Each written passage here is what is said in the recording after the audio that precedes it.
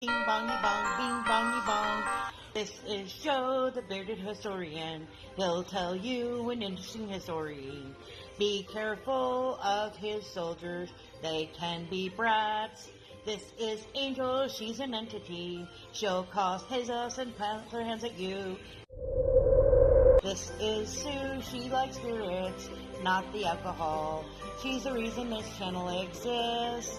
This is David, he likes fire trucks. He's here occasionally. Bing bongy bong, bing bongy bong, bing bongy bong. We preserve his story. Alright, welcome to Friday, in the middle of March. We got St. Patrick's Day coming up, which I'm trying to think of a short for, so cross your fingers, that might happen. In the meantime, we have a cemetery walk, which was more of a cemetery sit and stand. But they had some really cool stories about some of the people who are in the cemetery. So hopefully you'll find that interesting. But before all that, I decided we're going to do a zombie race because, well, cemetery, why not? Are you ready? Here we go. Excuse me, sorry. I apologize. Are you ready? Here we go. Shout out time. Here's a shout out just for you. You support me, so I support you. This shout out is for our friends. Let's see who it is today. Are you ready?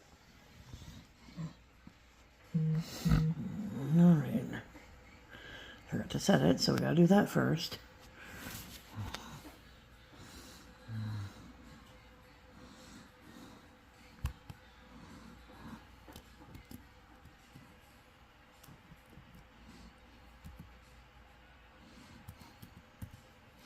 Alright, and then we gotta go start. Okay, here we go. We got She Stole. There's Crazy. There's Travis. There's Faces. There's Jericho. Jocelyn. Blended. John. Sophia. M and J. Ian. Eric. I. Scully. Hillbillies. Mountain Inspiration. Let's see. There's Bobby. There's Lower. There's Demi. There's Sophia. There's Frugal. There's Muncie. Ty Eats. Susan Rambles. Vay. Carol. Heart Mix. Oh, it's going to be Heart Mix. Hold on. Okay, this is Heart Mix, and they have 10K plus. And they are kind of a general channel of vloggy, as you can see. This one's about a hospital, this one's about a rainy day, and that was me clicking on things that I didn't want to click on. Here's some shorts, and we've got, of course, more regular life. Looks like a church with really looking uncomfortable pews. A boat. And then, of course, her lives. This is where I mostly pop in. ASMR, Life, Octopus Ride. All kinds of fun things. So if you're into vlogs, especially from other countries and cultures, check her out. Like, share, comment. Have a good day. Welcome to our annual cemetery walk. I was going to find out how many of these have we had. 10, 6, 7, or 8.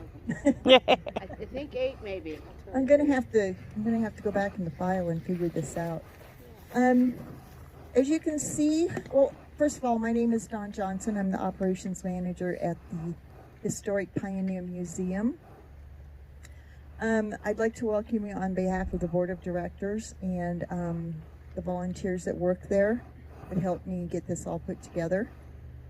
You can look at your agenda here and see that we have quite a few people on it. I'd say about half of them are just, I couldn't really find any information about them, but their headstones were beautiful, or I just felt that they needed their name mentioned out loud again. So it's really not 10 people long. Just so you don't get too, like, God, we're going to be here till midnight. No, they kick us out before then. Yeah. It's supposed to rain in an hour, but we'll just let it come. We're in good shape. I don't know where it's at, but my spy phone said rain. So the order that we're going to do these in, not that you're going to remember it, but we're going to start off with, I wrote Vic Sauer, but it's actually, what's his first name? William Sauer, or Bill, which would be Vic's father. Vic, I found out, is buried down in Oral. So we're going to talk about William, but we found lots of good stuff about William. Then we're going to go to Mr. Strayhorn. Then we're going to have a talk about Marie Fournier Hesnard. Number 4 is John Nicholson. Number 5 is an infant Kelly. 6 is, correct me because I can only read these off the thing, Drinkhand. Sounds Dutch. Does that sound Dutch? Drinkhand. 7 is a Divelbliss. 8 is Chris Jensen. 9 will be James Joyce. And 10 will be a little talk about the Gillespie family, Fred and his brother John, with the Gillespie Hotel. I'll start here, give Mary a little chance. She just walked in. Give her just a little chance to gather her thoughts. This is the first one I wanted to talk about. It's Mr. Strayhorn. And I don't know much about him, but I thought that the carving on this was just beautiful. It says peace. See, and I can't even read all of that. Peace, perfect pen. It's got love up here in this little shape. We've got the pearly gates going on here with a Navy anchor. Yes. Hanging up here. Yeah, Navy anchor. And it just says Richard M. 1888 to 1918. Strayhorn. As I looked in the sources that I have, and you all know that one of those is Helen McGee's collection. Another one is our Fall River County Histories book. We have some newspapers at the museum that I could look through. I couldn't find anything about him. And this looks like it's got a robe draped around it, and there's ropes. So maybe a sail. So before we leave this section, if you want to come take a look at Mr. Strahan's beautiful headstone here. 1918 might have been the flu. Probably not. That usually hit harder in 1919. So, and there you go.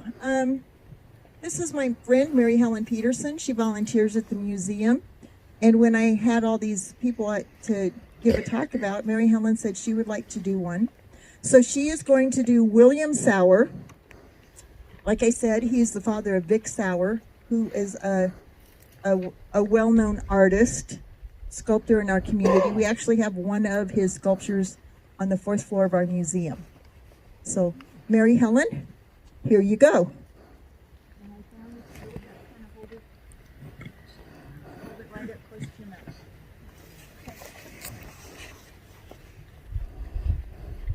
I didn't have much time to get this together, but I thought since I'm talking about a man, I should somewhat resemble him. Okay. Yes, I like people laughing. William or Bill Sauer is what he always went by, was Bill. And I'm going to put it in the first, I'm going to be his voice. I came from Prairie du Chien, Wisconsin in 1888 with my wife Eleanor and son Vic. Went to Deadwood where I opened up the first butcher shop. I acquired it with Dr. Pierce. We are the ones who laid out Buffalo Bill. We moved to Fall River County in 1895 or 1886. I just can't remember which one it was. Went down by Cheyenne River in the area that the bridge on Highway 79 crosses the river, and it was called Wall Canyon at that time. We piped water down to water the stock down the hill. We gardened beside the Cheyenne River on the first, by the west of the first airport here. And I didn't know for sure where that was. But on old maps that I found, it looks like it was a little bit closer to the Cheyenne River and west of where it is now. Vic built a rock house on the Cheyenne, but when the Cheyenne came over its banks, he couldn't get out. Later, he moved over to the east side. And in 1892, he married, this is Vic now, Ida Knuppel, and they had 8 children. Knuppel, okay. They did pronounce the K on that, okay. We also went into the dairy for many years. I was accused of cattle rustling and was arrested on April 12th in 1891, or maybe it was 1901. I forget things now. I don't remember which it was. My son Vic is a stone cutter, very good at carving. It believes there are some of them at the Pioneer Museum or around Hot Springs yet. He at one time moved to Custer, where he got his stone, his white stone, and he lived there until Vic started getting sick.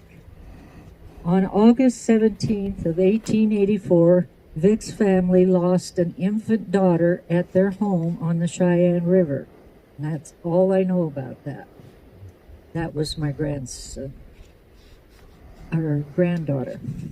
On September 14th of 1894, my wife died at 59 years at 5 a.m. Sudden death. On Saturday, we had been in Hot Springs, and on the way home, she got sick, and the next morning she died. She was buried beside her mother, who had died in 1892 before, and they buried both of them at Horsehead Burying Ground. And I don't know where that is. If anybody knows, down by Angostura. Old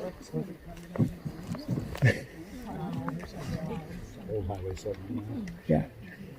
Then one of my daughters married a guy named Vic Vales. She died after having 2 little boys, Vic and Chet. Their father, Vic Bales, was so upset he brought the boys here and went out and killed himself. The Cheyenne was up at that time with water over the banks, so I built him a wood casket and hauled him up the hill and buried him myself.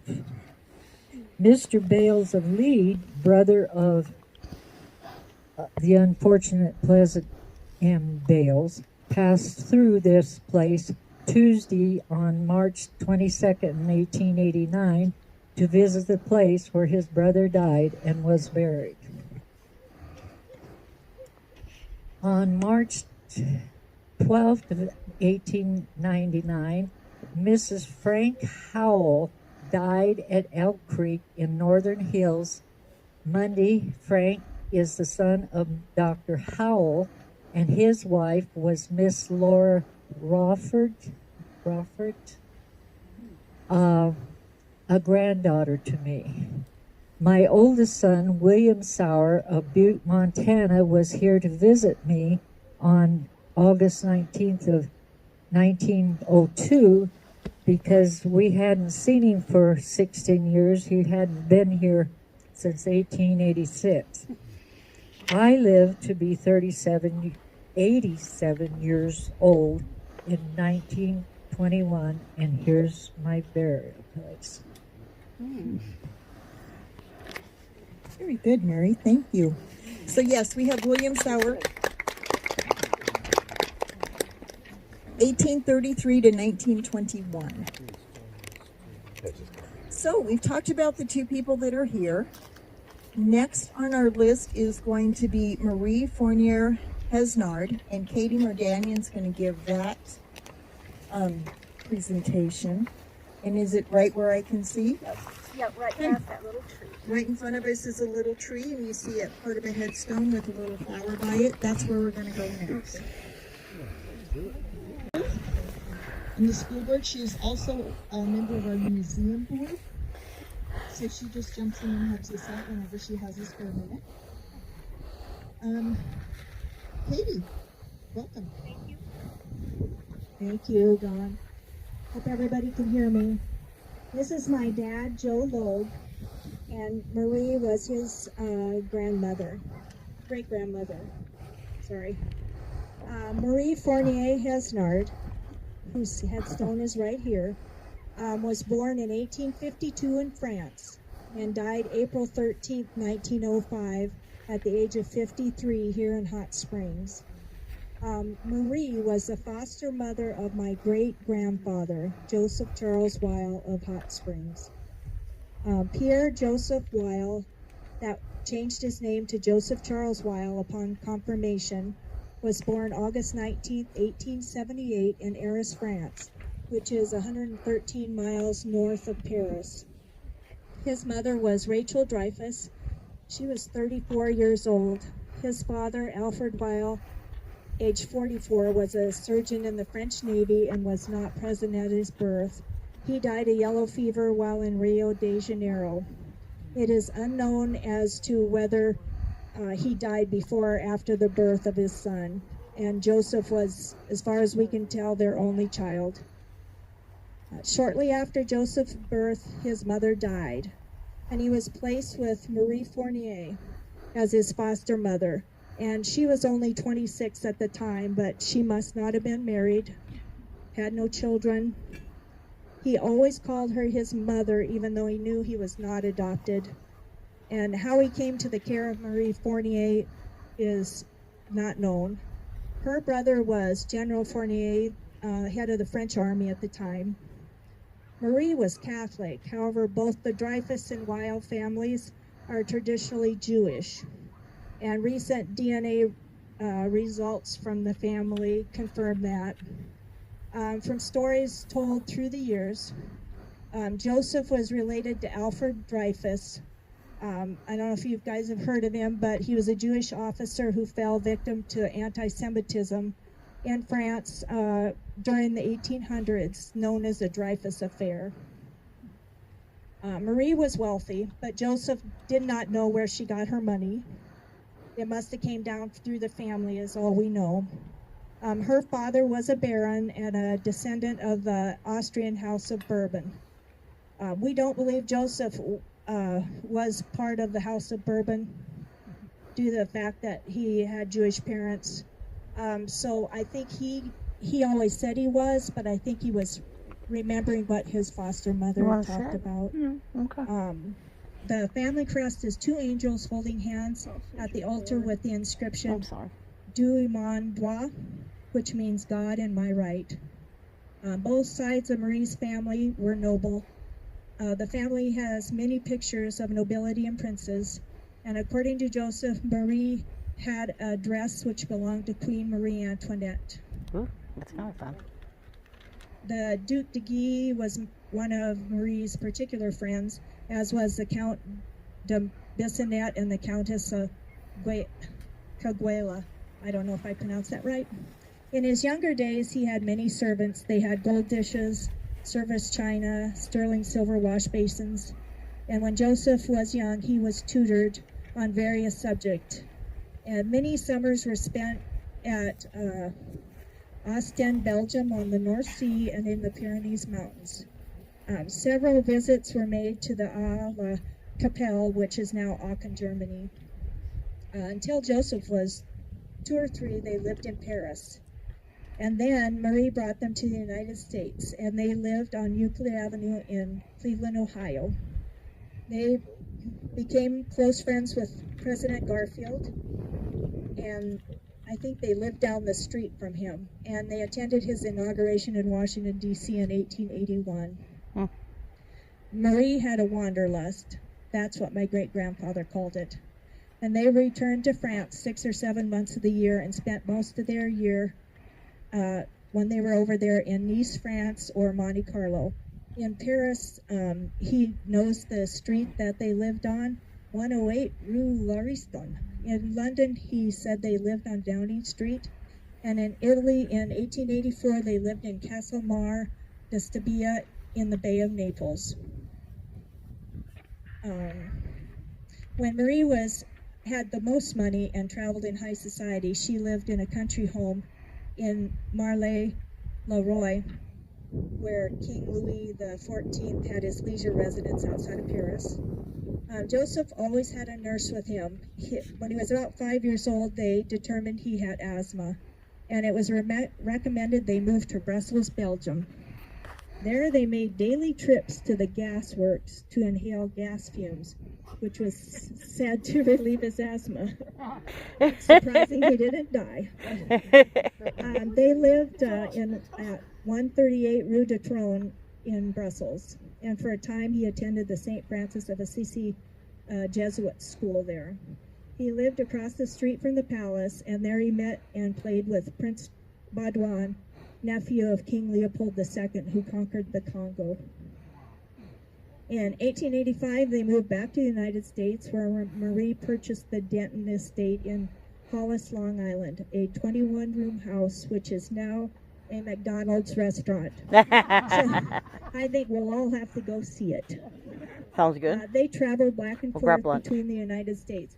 And by the way, Joseph actually traveled to see many of these places where they had lived when he was young. They traveled back and forth between the United States and France, and at that time, Joseph was educated by tutors.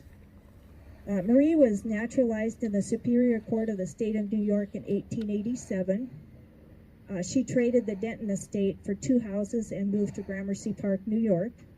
Joseph was about 11 years old at that time. He attended the St. Francis Xavier High School for a short time. He then attended the Military Academy of New York. At that time in New York, Marie married Peter Lauer, who was the president of the New York Enamel and Paint Company. And until Joseph was married, his last name was considered to be Lauer. And it is unknown what happened to Peter Lauer, or we don't know. At some point, they lived on an estate in Strasburg, Pennsylvania, then moved to Plainsville, New York. And there they became good friends with Mary Folsom, who married President Cleveland, and they attended the wedding in 1886. Marie came west to invest in the Wrights and Kreitz Lumber Company and to foreclose on some western Nebraska farm mortgages in Chadron, Nebraska, in about 1898. She then sent for Joseph, who had been told by doctors to go west due to his asthma. Joseph worked on a ranch for a short time, and from Chadron they settled in Hot Springs in 1899. Marie married Frank P. Hesnard, owner of the Black Hills Ice Company and Hermosa Ice Company and the Ice and Coal Company of Hot Springs. In April 1891, Frank moved to Hot Springs to engage in the ice business. He emigrated from France too, so they had a lot in common. He became a citizen as well. Many of his family lived in the Hermosa and Keystone areas, and they may to this day. In the early 1900s, he was the one who dredged out the dam at Colebrook that became Larvey Lake, now Hidden Lake. There are stories of Frank bringing in ice from higher in the hills when the lake ice wasn't thick enough. And at other times, the lake provided 24-inch thick ice that lasted until spring. And Frank put in a 1,000-foot flume along the creek to fill the pond, and it's still there. You can see the old buildings, the old flue actually still fills the pond. So he could flood it anytime he wanted to get more consistent ice. In June of 1908, I saw this in the newspaper. Ed Marty lost a team of horses in the lake while grading. Frank compensated him by giving him one of his largest horses. And my aunt, my dad's sister, recalls the talk of how large the horseshoes were on his teams of horses. And the newspaper reported in October of 1905 that the VA purchased a big, fine team of horses from Frank. When Marie died in 1905, the newspaper noted she was the mother of Joe Lauer, although at that time he would have been known by his true name of Joseph Weil by most people. After Marie died, Frank remarried and lived and passed away in Nebraska. Joseph was educated at the Sorbonne University in Paris, studied dentistry at Bellevue Hospital in New York, and received a degree at the Black Hills College here in Hot Springs in about 1900. Joseph experienced many different occupations. He worked for the Ice and Coal Company of Hot Springs for his stepfather, tended bar at the Evans Hotel, laid brick at the National Sanitarium, now the VA Hospital, and kept books for the Wooster Company that developed into the Hot Springs Lumber Company. Joseph began working for the Chicago Northwestern Railroad in 1910 and retired in 1943. He then became the city auditor, retiring in 1950. He spent 22 years on the school board and was a member of the Evergreen Cemetery Board, here we are, and the Masonic Lodge. He began a side business selling insurance in 1928 and became a tax expert. His office was located in the Evans Hotel, and Dad remembers visiting him there at the Evans Hotel in his little office with his secretary. In 1946, he passed the federal examination to operate a radio telephone, and in 1950, he became an operative of the International Investigation Bureau. He was in charge of the local Selective Service Board. Joseph spoke 7 languages and acted as an interpreter whenever needed. And Marie lived long enough to see Joseph get married to my great-grandmother, Florence Jones, on April 23, 1902. They had met at a masquerade ball in Hot Springs while Joseph was wearing one of Marie's dresses. But I don't think it was Marie Antoinette's dress. And Joseph and Florence had 9 children, and Florence volunteered for many years at the VA hospital through the Daughters of the American Revolution. Marie passed on her wanderlust, and the Wiles traveled extensively in the lower 48 and Alaska, Cuba and the West Indies, and Catalina Islands. They visited many of the countries and homes that Marie and Joseph lived in when he was young. Thank you.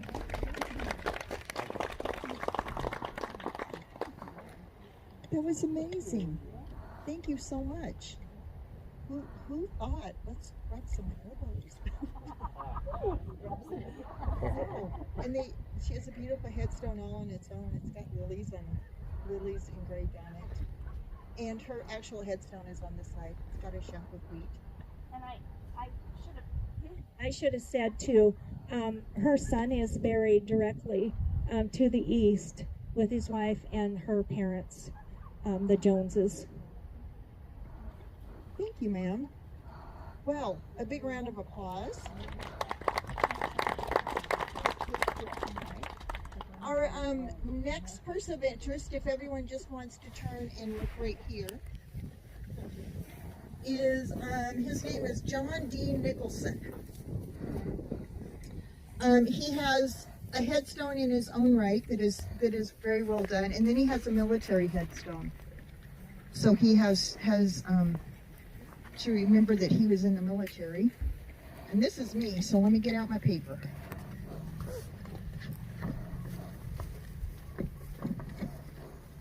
Okay. His name was actually John Dwight Nicholson. The first thing I have about him being in Hot Springs is he was a head cook at the Evans Hotel in the paper in April of 1893. It's the first time that he's come to America, or that he's been in our neck of the woods. The next thing that he did is in 1894, he married M. Minnie Strunk, S-T-R-U-N-K. She was 31, he was 47. And he did that in September of 94. In 1900, I found an article where the Hammer Building, which was just opposite of the Gillespie Hotel. So if you've been here long enough, you remember that instead of that parking lot there at the base of the Episcopal Church, there really was several little long buildings along there. One of those was called the Hammer Building. It said that it's going to be the Republican Club. It was the former occupant of this was Mrs. Daniels' millinery shop. So Mr. Nicholson owned that building, and it changed hands or changed businesses several times. It was a millinery shop, and then it was going to be the Republican Club. In 1901, he sold that building to Mr. Scott and turned it into a machine shop. Also in 1901, Mr. Nicholson purchased a building recently occupied by Walter Scott, and which was the same building. He had it, he sold it, he got it back. It was on Minnetonka Avenue, and he leased it to the Harry Barber, who was going to open it as a barber shop. So apparently, I mean, he was in his 40s, looking on 50s, so he was an entrepreneur. In 1902, in September, he received notice that he'd finally been granted an increase in his pension because he was a war veteran. He went from $8 a month to $12 a month. Whew. So I'm thinking he better stay in business. Yeah. And in 1904, Mr. Nicholson and his wife sold the brick property on Minnetonka to Mrs. J. Marcoe for $2,000. Wow. The name Marcoe is associated with the undertaker's business. Mr. Marcoe was an undertaker at a certain point in our history. So I didn't find much about him, but he had a really pretty headstone. And I was much impressed that he was actually, he was a corporal in Company F in the 4th Iowa Infantry during the Civil War. So he was one of our Civil War veterans that came to town and did things with himself. So there you have Mr. John D. Nicholson.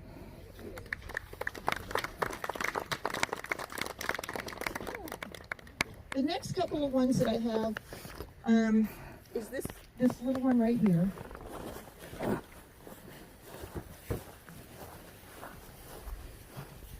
As I was walking around out here, looking at what looked interesting and finding names that looked like I'd want to talk about, I ran across this little headstone, and all it said was Kelly. K-E-L-L-Y.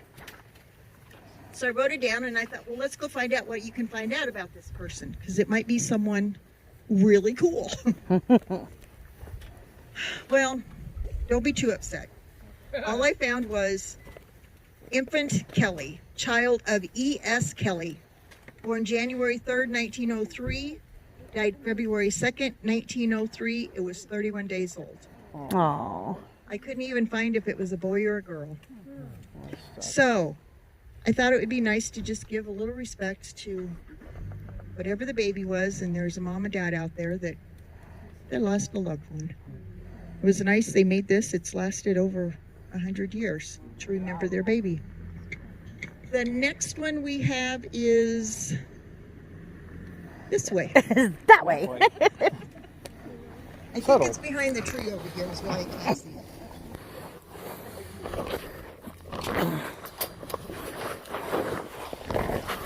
Hang in there, girl. It's this one that looks like a log. Oh, wow. Regular water. I would not have guessed that one because I don't see a flower by that one. Oh, just the tree. Oh, there's a flower. There's a flower. Yeah, for the same reason, some of the other ones, the beautiful headstone. It obviously looks like a log. It's got carved leaves in it. It's got a couple places that have information carved in it. And this is the grave of the Drinkhahn, D-R-E-N-K-H-A-H-N.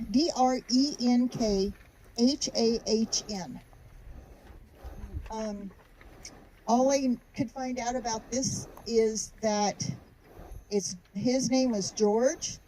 He was born in November of 1880, and he died in 1926. And his wife, this has an M for Miata. The paperwork I looked at had an N. So it was Miata Ruth, wife of George. Her dates are November 3rd of 1897, and she passed away in May of 1922. So she passed away before he did.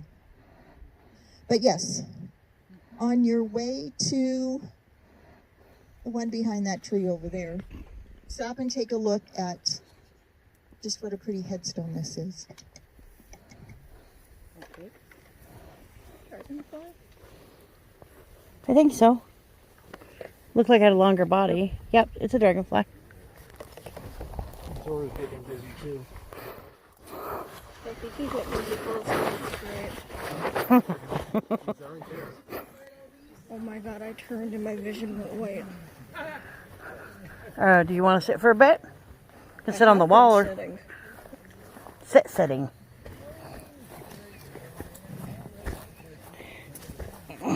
This is a real simple headstone. I think I liked it because of the name. And this too is a Civil War veteran that came to Hot Springs. This is the grave of James and Margaret Divelbliss. Divelbliss. He was born in December of 1822, and Margaret was, he died in December of 1822, and Margaret died in February of 1918. Another one is those that may or may not have been part of the influenza that came through. But we've got some pretty leaves going on here, and a Civil War veteran. So now we're going to cross the road. Where's Mr. Strayhorn? He was at the beginning, wasn't he? Yeah. Hey, I have some notes on Strayhorn. The guy with the beautiful one with the pearly gates and the anchor. He was born in 1888, died in 1919. And he did die from the influenza. It said he was just a common laborer, and his burial was paid for by the county. Which is why I questioned why he got such a beautiful headstone. His friends must have got together and did that for him. Because the county ended up burying him. So, yeah, I knew I had something on him. We're going to go across the street. Follow the guy here in the purple. Yeah.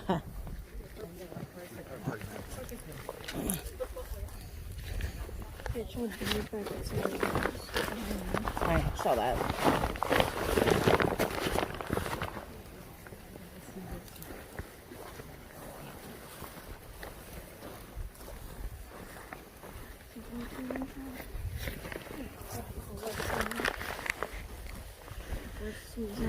Well, fall will be here in a couple months.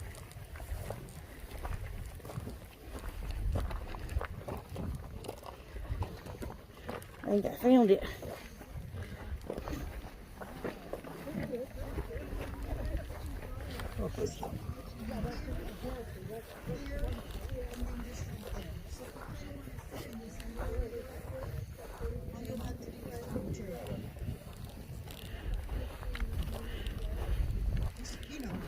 Activity director on his bus.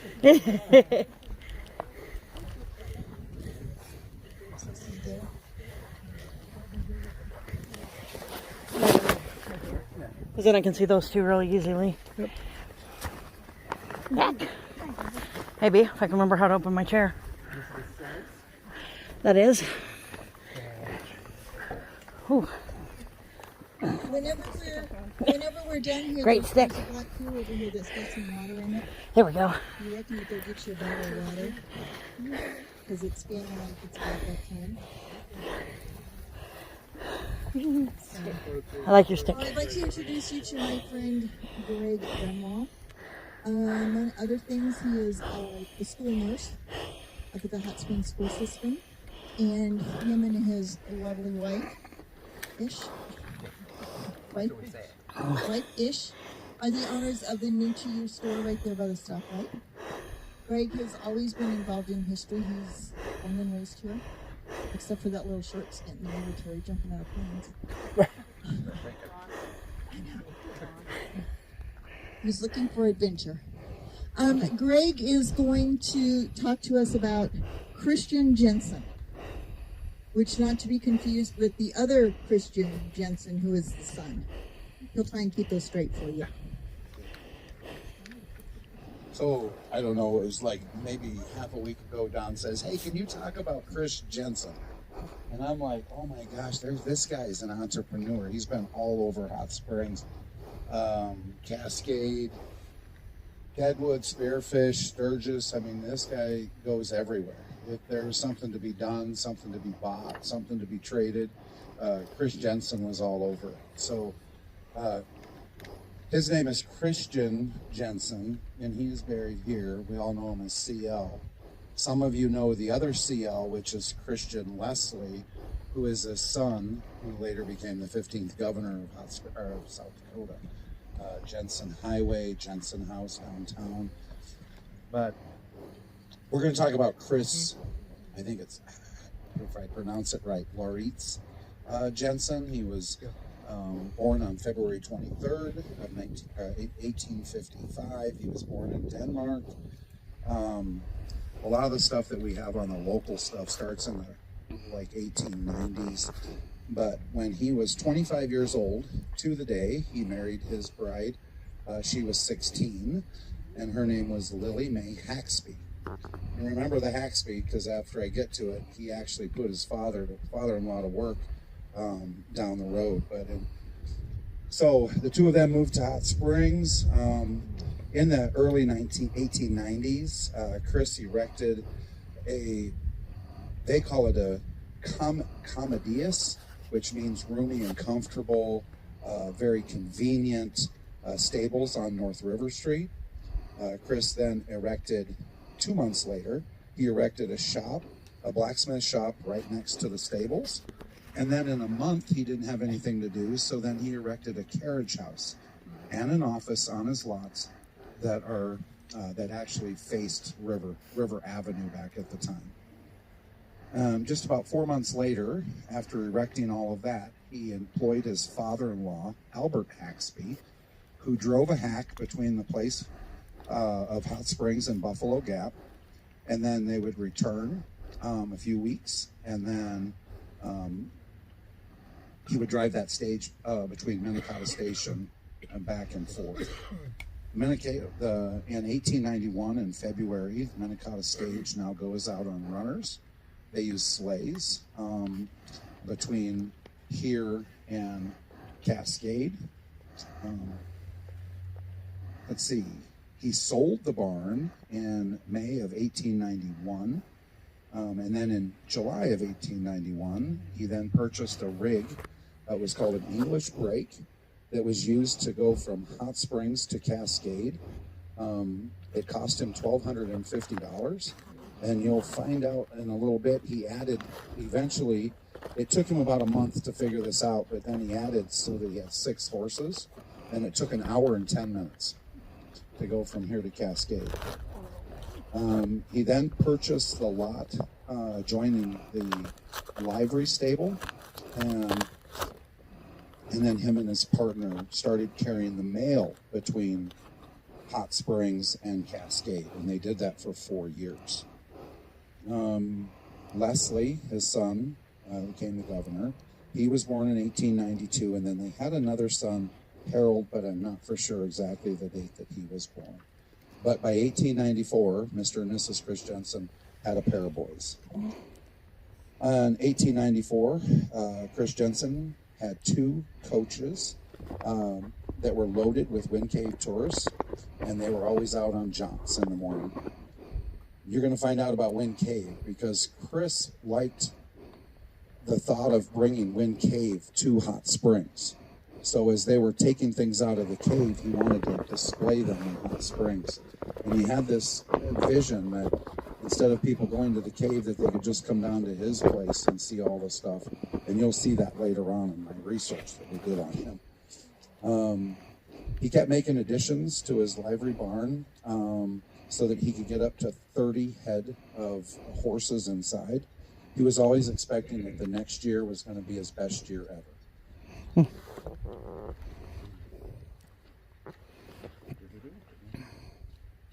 Oh, here it is. In May of 1894, Chris was trying to work with the Wind Cave proprietors to propose to them to fit a chamber in Hot Springs to be able to display some of the things that were taken out of the cave. He had heard that Crystal Cave had did that with the World's Fair, and he thought he wanted something bigger than that. So later in that month, he rapidly was adding an addition to the barn so that they could get that done. Mr. Holtz was putting on a tin roof, and he was cementing the floors so that he could get it done. And the plastering was done in June of that year. And then it was to be used as Wind Cave headquarters, and in the near future would be ready for occupancy. The front room would be used as a sales room for specimens, and an office to the rear will be a number of chambers and passageways with the walls lined with the specimens of the kind from the stuff from the cave. Something like the display at the World's Fair. So y'all know where this is kind of at. So if you look at the Minnetonka building, the Evans, the Minnetonka building, it was kind of just directly behind there. He talks about that the staircase to the sanitarium was in, and he was trying to develop that back road area, what's now is Golden West Telecom. So if he didn't have enough, he also took contract to a building in which that they were going to put in a bar. It's sprinkling. The bar furniture and fixtures to the new saloon adjoining his library had arrived, and he was ready. The gambling paraphernalia had arrived in the morning of April 20th of 1895, and they were all hoping to have a blast that evening, quote unquote. He had secured a contract to deliver express for the Adams Company, and I looked that up, and the only thing I could find is it was out of Rapid City. It's the only thing I could find on that. We all know the Jensen family, or Chris Jensen. We know the one is a governor, the other one is People's Telephone. And so where Golden West is now, that was actually People's Telephone. And it's kind of crazy how he wanted to do this, but he went on October 17th of 1895, and he was preparing the Articles of Incorporation. So remember October 17th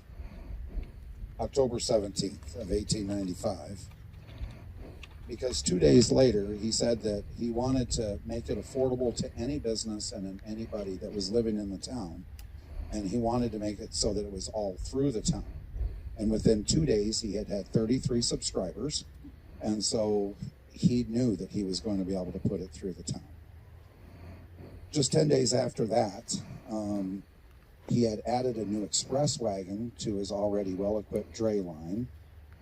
And then in 4 days after that, the new telephone exchange had been moved to the drugstore of E. Hargan's. And it was a single line that went to Rapid City, and then from Rapid to Deadwood. E. Hargan's Pharmacy was where the Red Rock is? Yep. In that building right there somewhere. So it was just kind of across the street.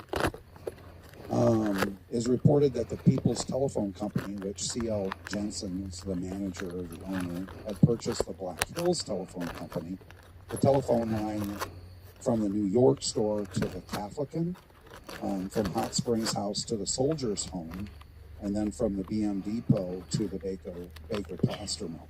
So the People's Telephone Company had purchased a new switchboard in 1897 that would be equipped for 60 phones, and it cost $320. And then it says that the other switchboard that was purchased just a little over a year had rusted out. Oh, wow. And he had to move that from the central office to a drier place.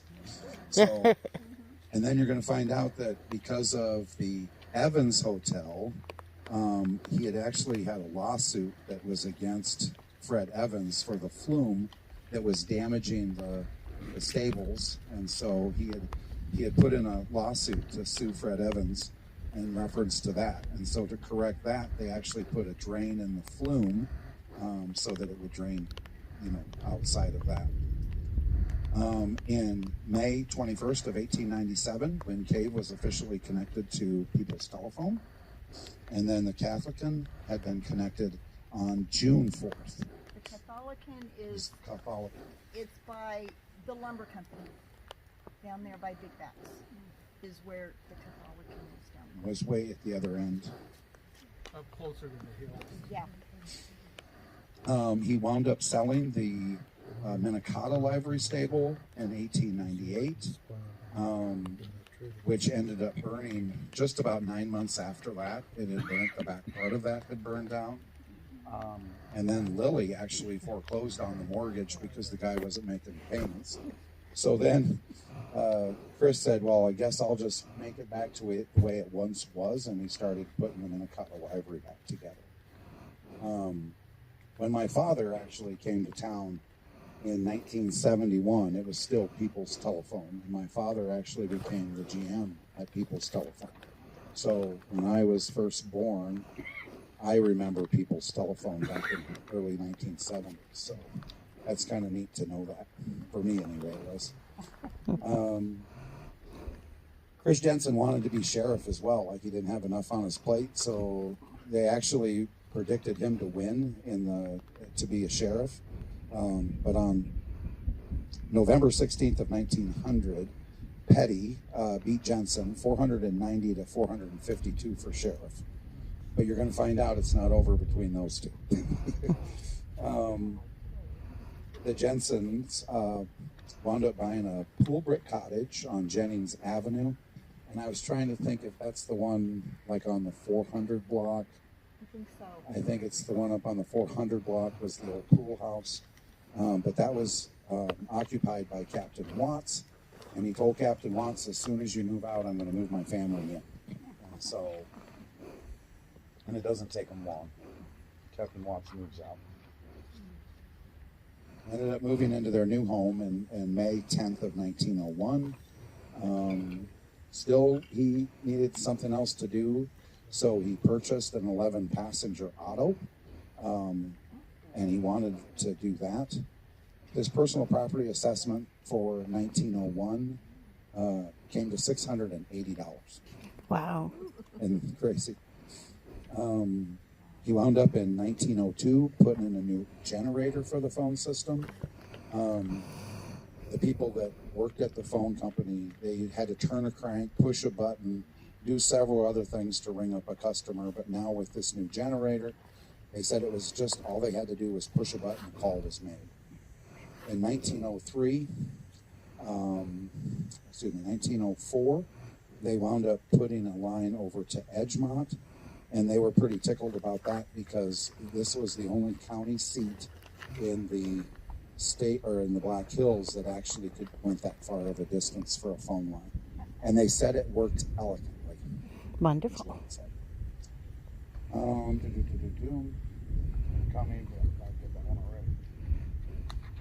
He's kind of an interesting guy, to tell you the truth.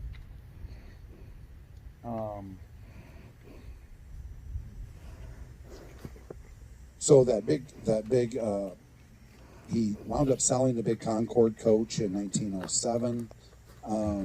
We also had an athletic company that he bought to try to revive. It was the north room of the Jensen building that had been leased, and then it was going to be open for members. So they had athletic clubs back in the day. He also went to Ardmore in 1908 to try to get them to help them organize their telephone company. And in 1908, he opened a furniture store with J.L. Marcox in the Jensen block, having leased the elegant front part of the from Gordon Killinger. In January of 1909, Jensen became sheriff when the county officers were sworn in. I couldn't figure out why, because it didn't line up with the time frame. But what it said is that he beat Ben Harrison from Oryx. Joseph Garvey's Saloon, the Northern, opened up in 1909 as well. And then he beat C.L. Jensen. Is out for Leslie. Let's see. He beat Jerry Harrigan for sheriff in 1910. He had a busy life. I mean, he was constantly buying things. He actually, let's see, first, Sheriff Jensen had bought the lot adjoining the Union Hotel on the north, and the deal including the half wall of the hotel building. The new People's Telephone and Telegraph Company had completed the new metallic sign between the city and Buffalo Gap. I think that was it.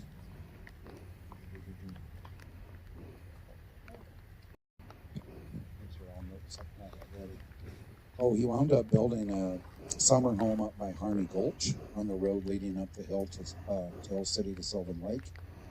That was done in 1914. He was appointed his son, Leslie, was appointed to the revenue collector in town in 1921.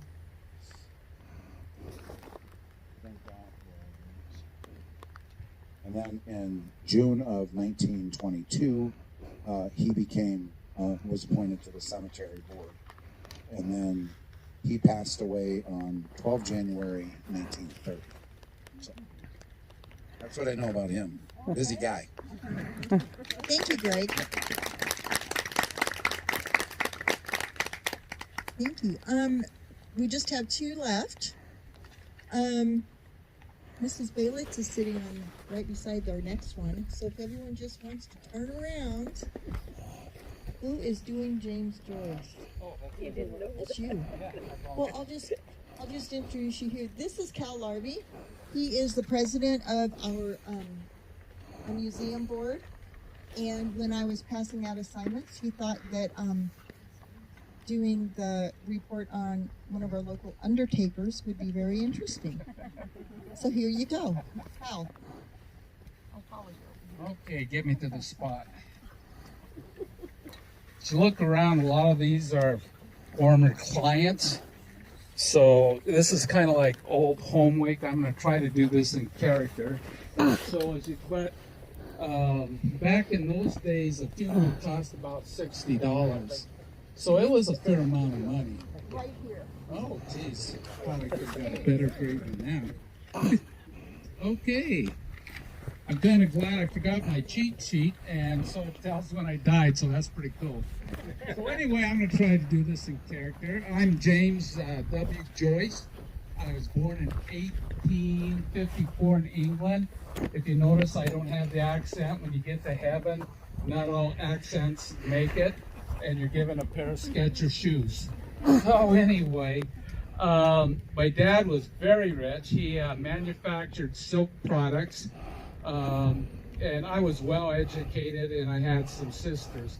Around my age of 21, kind of like a jet setters, my dad had money, I was a boat setter, so I was off and back from New York. But it was in New York that I got a degree in being at a college of embalming. So I later moved to St. Louis, and I married a gal, Mary Adams. And Mary Adams was a friend of the family. Back then, we didn't have internet dating or bars to pick up women. So you just kind of, found whatever you did when. We moved to Hot Springs in 1891, and right away I was hired by one of the local morticians, and he put in the star, that my expertise of embalming and that. And so I've worked for a couple different embalmers, and then I started out on my own. So the building that that Henry Fields have, kind of down by the bodega, I think it'd be the last stone building there. and so that's where we worked. But we moved down to the Valley House. Now the Valley House was located kind of where the courthouse and the plunge, so it was kind of like a hotel. But we were embalming people in the back of the hotel, so kind of an interesting thing. So I bought out one of the lumber yards had a shed, and we moved it and put it right by it. And we kind of above what we called the garage part, because we had horses in them days, so we kind of put a house above there. Well, what people didn't know at the time, that I was having a hard time sleeping, that they looking back, and I don't know if I was seeing dead people or if I needed a CPAC, but I was not sleeping at all. And so what happens is that one day, sadly to say, that I couldn't handle it anymore. So my son comes in, and what I did was I took a shower curtain, kind of the rod, and I rigged it up so I could rig it to the gun and crudely shoot myself in the chest with a .33 caliber bullet. Now my son Rex was very good, well liked, and he called our friend Gillespie, and he came over. The note was just, I can't handle it no more, life's terrible, but don't worry, Rex, I left you the life insurance. Yeah.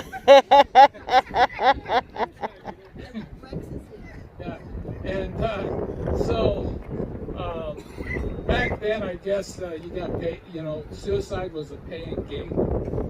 So, and it happened in 1911.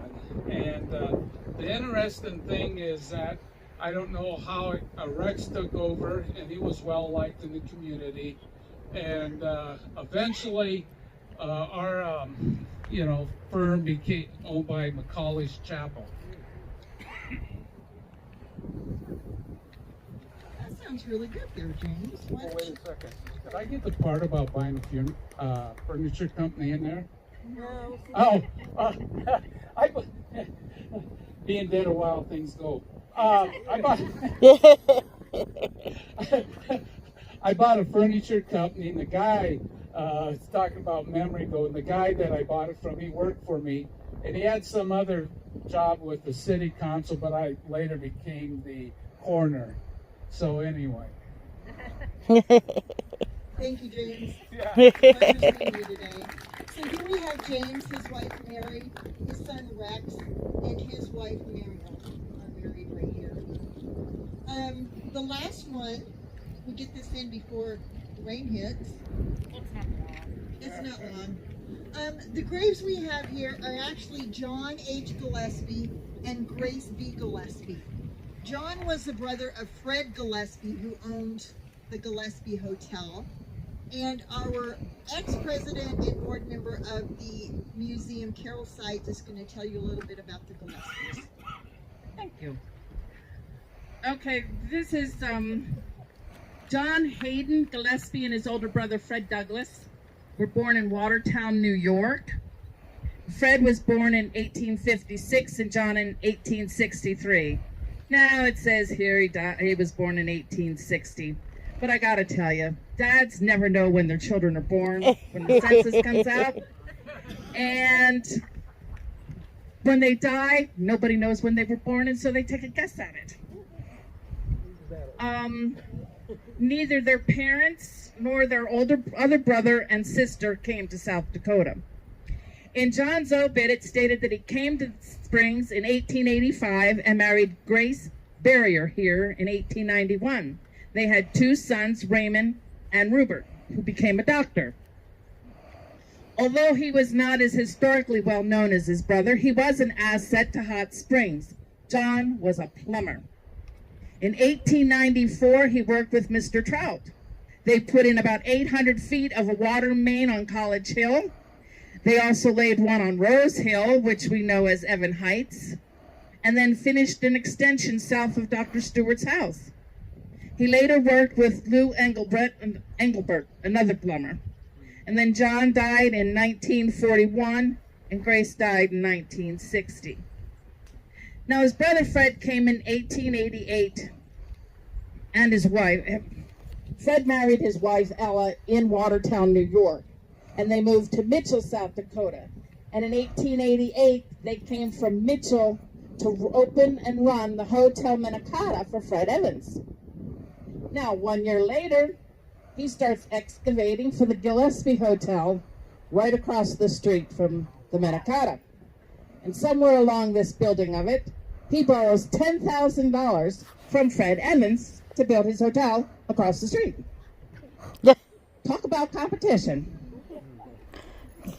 He was planning on building the grandest hotel in town. He redid the dining room in 1891 so that it will be the, quote, the tastiest dining rooms in the Northwest. That's the only time I ever heard of us be considered in the Northwest. A couple of years later, he came back from a trip to New York with a French chef and 3 young ladies to work the dining room. The hotel was grand with steam, heat, electric lights, and it only cost transients $2 a night. Early on, there was a fireman's ball held there, and they netted $20. Ooh. They also had a, quote, delightful society affair, unquote, a leap year ball. Now, the newspaper stories are so full of descriptions. They really are interesting to read back then. From everything from the chandeliers and the decorations to the fact that, quote, the ball was the greatest success of the kind to which the people of our young city have ever been treated. Guests from a distance were charmed and delighted and loud in their praises, unquote. In 1890, he was elected alderman. Now, during this time, Ella died of peritonitis in 1897, and she was sent back to New York to be buried in Watertown. Now, there was a problem with the Evans, and between the investment companies on each side, on whether the loan had been repaid, who was paying the taxes, Somebody's supposed to pay taxes? who really owned it, and about a $15,000 mortgage that Gillespie took out from his company to pay the loan. I think it's all lawyer talk. Yeah. But there was some controversy in there. And it did eventually, after he died, it was put up for sheriff's sale.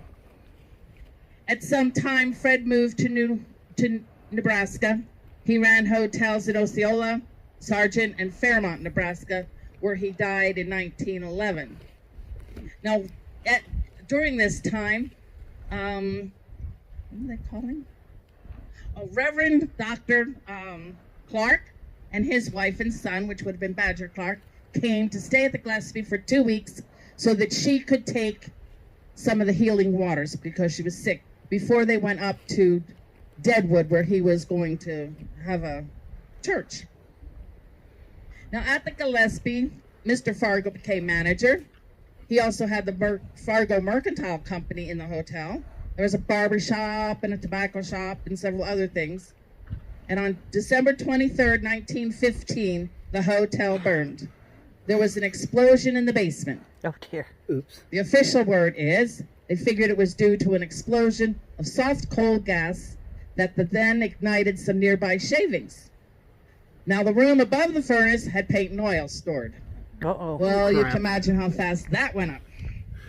Now, there was a large quantity of gunpowder and dynamite in the store. But the firemen were able to remove that. And all the people that were staying there and the workers were able to get out. That's good. But a few hours later, another explosion. That one was probably caused by some overlooked ammunition. Oops. And that was it. The water that the firemen put on it could only contain the fire to that spot. And it was a total loss. And that was the end of the Gillespie. Dang. Oh, no. This is why you don't store certain things together Right? over and over and over And again. do you all know where the Gillespie was located? Right now there is the hotel It used to be in by the river. in by the river, where we have the coffee kiosk. That is the first thing that was built. There was the Gillespie Hotel. When it burned down, the Sisters Hospital that was next door expanded into the Gillespie land and made a large Sisters Hospital. And that was what they were trying to save. They were trying to save the hospital and also the little shops that they talked about that were across the street. That were across the street. That, you know, what's his name owned. So it was a little town. We're all very connected. When you start reading these histories, we all run into each other. Well, that's what we have for our history cemetery walk this year. Thank you all for attending. Wanda is back there. She's got some water on ice in that black case, although it has cooled down since the sun went behind a cloud. And the sprinkle didn't seem to bother Greg in his talk. That was it, our 30% chance. There's also some really nice baked goodies that some of our volunteers brought. And we picked up a few just to make sure we had enough. It's a good thing we have a large crowd. I want to invite everyone on the third Saturday in September up to the museum. We're having Pioneer Days. Ooh. And I'll get stuff out on Facebook and through the Chamber of Commerce about what all that's going to be. 9 to 3, September 21st, I believe. Hey, thank you for coming. I was gonna say, I think that weekend's packed. Yeah, this Friday at the museum. This Friday at the museum, the Westerners are going to be there. And she'll be talking, and we've been going through the rooms and finding a lot of the treasures. And there's so much in the museum. It's kind of like this. It's interesting to see what's, you know. Yeah. I think this time we're going to be down in one of the basement rooms, or the first floor level room, so it should be coolest down there. 1 o'clock. 1 o'clock on Friday. Thank you. Thank you all for coming.